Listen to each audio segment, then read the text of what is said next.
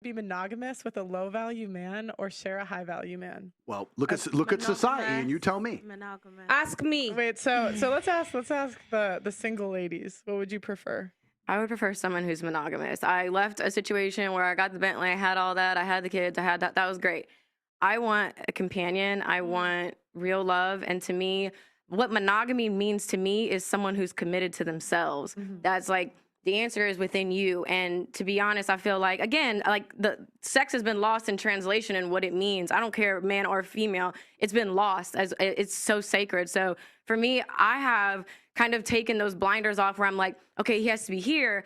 I'm okay with dating the trainer in Austin, Texas. That's just where I'm at. Like, I don't need a certain thing because I know what I'm wanting. Most guys in that percentage are not going to give me. So I would rather have a monogamous man than someone who can do whatever. So you think the personal trainer is going to be monogamous? They're like known for cheating, no? Well, I mean, here's my thing. Like, I get it. Like, I don't generalize people because I'm one of the most misunderstood people online as well. And I feel like there's a lot more to me, and I don't like to just put everyone in a box. I'd like to get to know people. So no, I'm not going to just say, oh, well, of course he's going to cheat on me. Like, no. Okay. Would you take a guy that makes $35,000 a year and had a dad bod? Monogamous? Had a dad bod? Yeah, dad bod. I feel like for me, I would want someone who. Sorry, go ahead. Okay. Sorry. I pour into myself and I'm accountable for my shit. I'm aware of what I got going on. I'm not going to have a mom bod. I'm in the gym. I had a baby a year and a half ago. I'm in the gym 4 to 5 times a week. So I would want someone who can match at least the work ethic. Now, when it comes to money, I know for me, I want to be able to, I do not want to rely on a man. I have literally done that before. It didn't pan out in my favor, okay? Because what happens is you get the rug ripped from under you, and then now you fucking get out, bitch, give me the motherfucking keys. It isn't that. So for me, the lifestyle I want, I am responsible for. So I don't look for a man to make X amount of dollars because anything that I want, I'm going to get myself. Well, because in my head, I feel like a guy's just as likely to cheat if he's in the top 20% of like looks. Just as likely as money. You know what I'm saying? Like, it just doesn't. Let me ask a quick question just so I can clarify something, because I understand your points. You're saying you want a partner, a life partner. Are you sure? And I'm not accusing. I'm genuinely asking. Are you sure you're not confusing the amount of time the man spends with you with his monogamy? Because they're different things. Because what happens a lot of the time, if a man's out here chasing chicks, he's barely home. But imagine you had a man who was home 7 nights a week. He was always home. I'm talking about like an hour, like during his work lunch. You don't even notice. Then would you even give a shit about monogamy if you had all of his time effectively? Would you really care?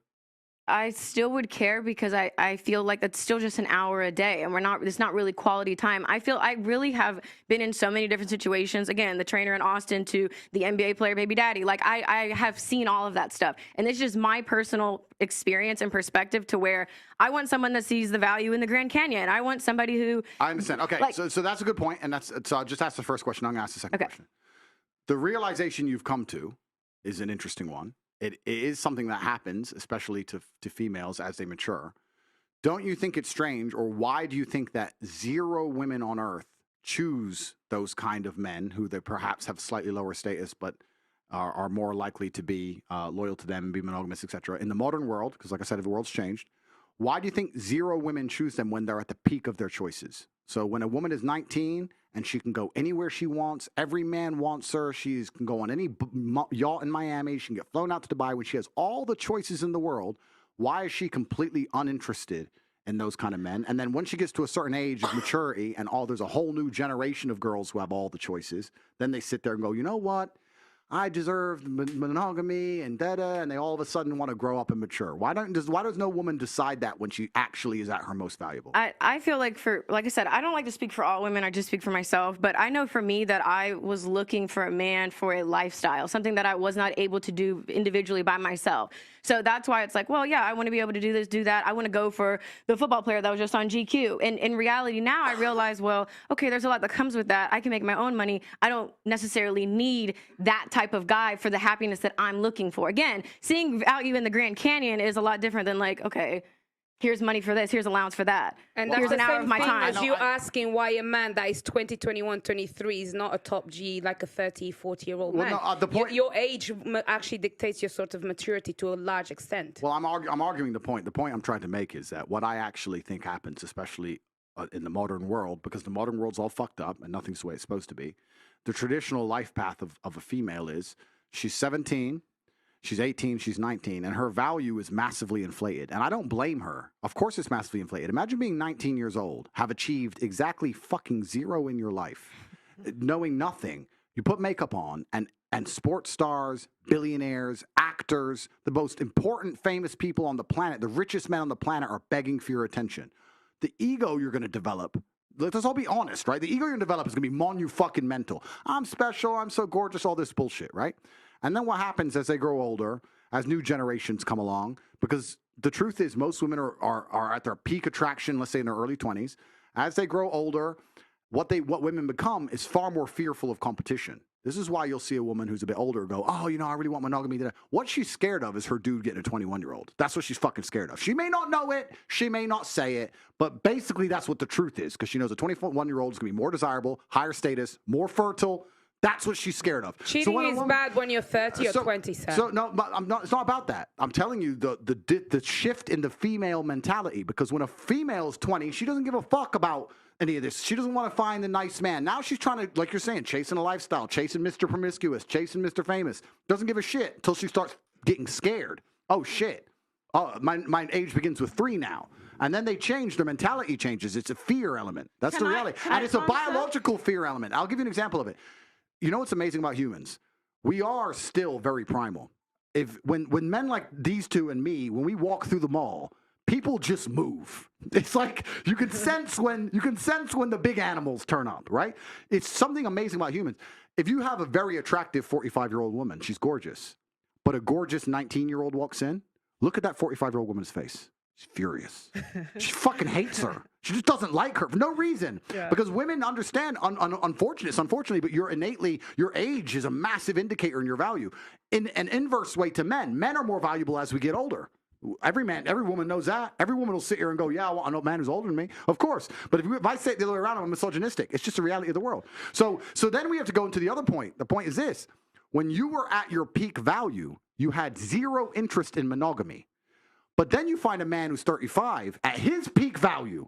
He's finally struggled and worked, because when he was 19, no girl spoke to him. When he was 23, he was broke. When he was 24, he had no life experience. When he was 25, he couldn't fuck. When he was 20, whatever. He finally gets to the point where he's now at his peak value. Him at 35 is you when you were 19. And then you're sitting there saying to him, no, you should be monogamous.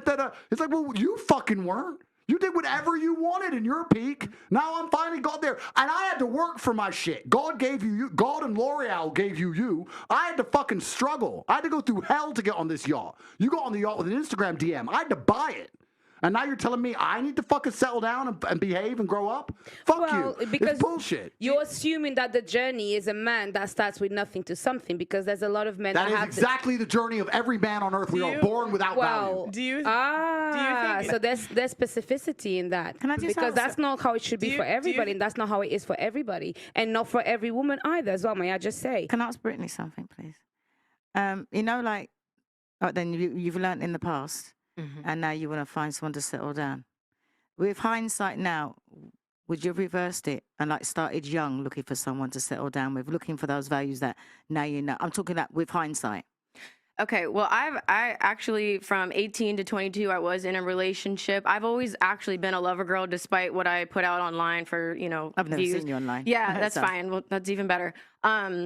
I have always wanted one person, and I feel like I was so delusional in thinking that, oh, I'm like you said, like I have value, I'm beautiful, I'm this, I'm at my peak. Like, why wouldn't you want to be with me? So going into these relationships, or just like, just people, my goal was always to get commitment. Like, I'm giving you my time, I'm pouring into you because I want commitment. And the reality is I'd never really understood my value. So I was going through guys, giving up sex, doing this, and it didn't make sense. So I believe in, like, I stand on everything I do. Like, I don't do apology tours. It is what it is. And I think that's where I feel like when they talk about women being delusional and all these other things, it is true. Because what you have to understand is that there are repercussions to your decisions, which is fine. So then you're talking about, okay, well, I want this type of guy, I want this, that, and that. You're talking about maybe monogamy. That's 3 to 5% of animals are monogamous. I think that's what it is, right? So your window is really, really small for what you're looking for. And even to go on to the point where you said, where you were talking about, it's like a subconscious fear. I think it's like for me, I feel like if it was more of a fear, I would have just stayed in my situation. Like, it wouldn't have made sense. Like, I mean, that was my first kid. I thought I waited and did it right. I left because I believe it. There's something else on my heart when it comes to love, and I'm just gonna have to trust that. And if that means being alone, having a dog, I have to take that chance because the Bentley, the ring, the house, and still getting, again, deceived, right? Disrespected, because deceit is disrespect, right? So I cannot settle for that. I can't suck a dick and shut up. And that is where a lot of people don't like my views and what I represent because it is something new. I don't know how it's gonna fucking end. I don't know what's gonna happen. What would you tell your 17, if you had to, like, what would you tell your 17-year-old self, knowing what you know now? Looking back and you had to meet yourself at 17, what would you tell what would you tell yourself? Like, lock it down and wait for the right man, don't have sex. What would you tell your 17-year-old self? That the answers aren't outside of you, because I feel like I'd always look for men to answer all of my questions that I've ever had. I thought when I had a man, it would complete me. And I feel like too, especially with like my dad not being in my life, you look for somebody to guide me. Like, so that's where for me, I put too much value in someone else having the answers for me. So that's why I'm really big on accountability. So I would just tell myself, like, to be patient, to take your time, because I was always quick. Oh, let's try to get in a relationship. Like, we weren't even compatible. There's a lot of just not compatible factors. So I feel like for me, it would be to slow down and to really get to know people instead of just blindly banking on potential that most likely will never be tapped into, or selling myself short because there's a fear of, well, I don't know, this could be the best that I could get. I might as well just shut up and suck a dick. And that's what I meant about women nowadays, because exactly what you'd be telling your 17-year-old self is what happened back in the day. So when I'm repeating these things, I'm going, oh, you're old-fashioned. But it seems like women do what they like, and then they hit a certain age and say, oh, well, I've got to settle. But it's not settling. You're just getting whatever you can. You know, or whatever you deserve. You know what? Because Auntie? if you think back now, you'd be telling people now, rather than say that Auntie's old-fashioned or Auntie don't know what she's talking about, look what she be telling her 17-year-old self, which ain't nothing that I ain't already said. Yeah, because that's fine. really and truly, really and truly, let me finish. Because what I've always said, and you can check, I'm an older version of you. So where you've been, I've already been on up come back. So that's why I asked you, what would you tell your 17-year-old self? Because me telling you is, I'm telling my 30-year-old self. Do you understand where I'm coming from? So it's not that I'm old-fashioned. It's just that women hit a certain age and then realize, oh my God, it wasn't that old-fashioned. You know, it works because it does. But there's no point in waiting till you're a certain age to start thinking about it. You know, even if you're like, you hold your own accountability. So it's like if you meet somebody and they were like 17, 18 and you saw them acting a certain way, they ask you for advice, you wouldn't say, do as I do. You say, listen, this is what happened to me. And this is what I thought. And what I recommend you do is blah, blah, blah. Am I right or am I wrong? If they ask you for your advice. No, I totally get what you're saying. Like, I totally agree with that. I think that no matter what you decide to do, you have to accept whatever repercussions come behind that. So any advice that I give to anybody is do what you want, but just know there are repercussions, good, bad, or indifferent, that are going to come behind it. So, I mean, and I think that's just where I'm at. I don't even think it's like an age thing. I think it's like, in reality, I have a son, and you really start asking yourself questions. And again, I hate that it took having a child to really look into my life and call myself out on my bullshit. So if you got pregnant earlier, if you got pregnant at 18, 19, would it? I was always on birth control. Okay. I was on birth control for a decade. I got off birth control because the person I was with wanted to have a baby. Okay. So again, I thought I did it right. Clearly not, because I wasn't married, but it still didn't work out because it just wasn't my guy. So that's where I just think, like, even if I still would have taken it slow, there just were a lot of people that just were genuinely not my person, and that's okay. I would just... As many of you know, I was just banned on TikTok, and we are demonetized on a daily basis on this platform. If you want to help, please consider sending a super thanks below. Every donation helps, and it helps make what we do possible.